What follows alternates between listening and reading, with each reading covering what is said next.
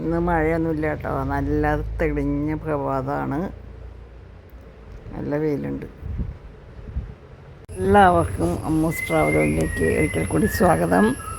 എല്ലാ ബാക്ക്ഗ്രൗണ്ടിൽ ചേട്ടൻ്റെ ചൂടംകുളി കേൾക്കുന്നുണ്ട്. ഞാനത് ലൈവായിട്ട് ചെയ്യണമെന്നാണ് വിചാരിച്ചത്, പക്ഷേ ദൂരേക്ക് വൈഫൈ കിട്ടുന്നില്ല.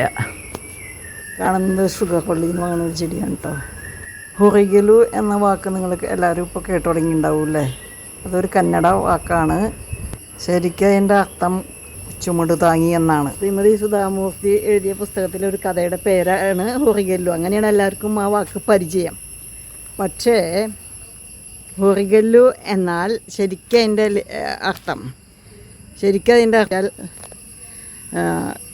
ഇങ്ങനെ നമ്മൾ ബെഞ്ച് കല്ലുകളിട്ട് ഇരിക്കാൻ വേണ്ടിയിട്ടുണ്ടാവില്ലേ, പണ്ട് ഇങ്ങനെ യാത്ര പോകുമ്പോഴൊക്കെ ആൾക്കാർക്ക് ഇരിക്കാനൊക്കെ വെച്ചാണ് കല്ലുണ്ടായിരിക്കും മരങ്ങളിലൊക്കെ അടിയിൽ. അതിനാണ് ഹൊറിഗല്ലു എന്ന് പറയുന്നത്.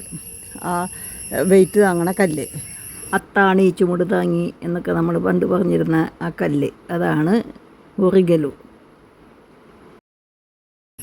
അപ്പോൾ സുധാമൂർത്തിയുടെ കഥകളിലൂടെ ആ വാക്കിനൊരു പ്രത്യേക സ്ഥാനം കൈവന്നിരിക്കുകയാണ്. അതായത് നമ്മളെ യാതൊരു മുൻവിധിയും കൂടാതെ നമ്മളെ കേട്ടിരിക്കാൻ പറ്റുന്ന ഒരാൾ. ആ കല്ലങ്ങനെയാണല്ലോ, ആർക്ക് വേണമെങ്കിലും അതിൻ്റെ മുകളിൽ പോയിരുന്ന് ചെയ്യണ കയറ്റാലോ. അപ്പോൾ അതേപോലെ നമ്മളെ യാതൊരു മുൻവിധിയും കൂടാണ്ട് നമ്മളെ വിഷമങ്ങളും സങ്കടങ്ങളും ഒക്കെ കേട്ടിരിക്കാവുന്ന ഒരാൾ. അങ്ങനെ ഒരാൾ നിങ്ങൾക്കുണ്ടോ? ആരാണത്? അങ്ങനെ നിങ്ങൾക്കൊരാളുണ്ടെങ്കിൽ നിങ്ങൾ ഭാഗ്യവാനാണ് അല്ലേ.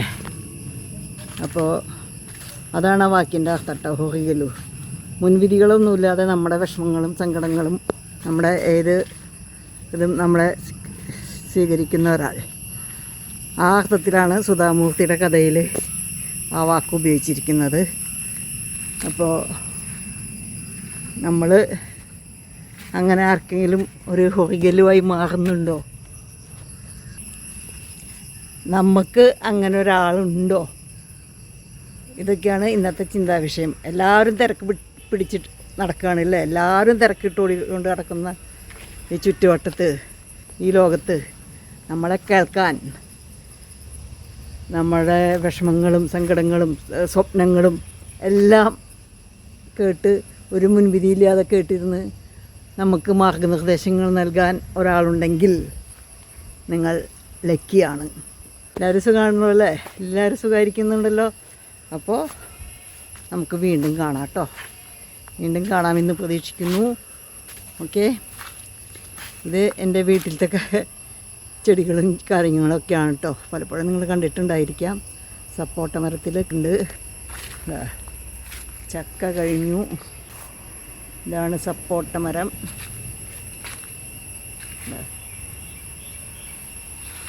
അതിൽ കായായി തുടങ്ങിയിട്ടുണ്ട്, ചെറിയ കായകളായി തുടങ്ങിയിട്ടുണ്ട്.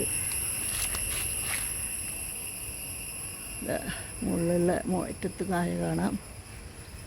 താഴെയും കായകളൊക്കെ ആയി തുടങ്ങിയിട്ട് തോന്നുന്നു.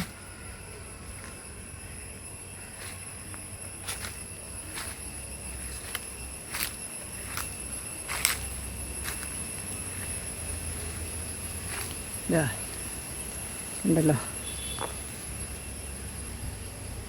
അങ്ങനെ ഈ കാണുന്നതാണ് ഒരു തരം ചീരയാണിത്. ഉണ്ടോ?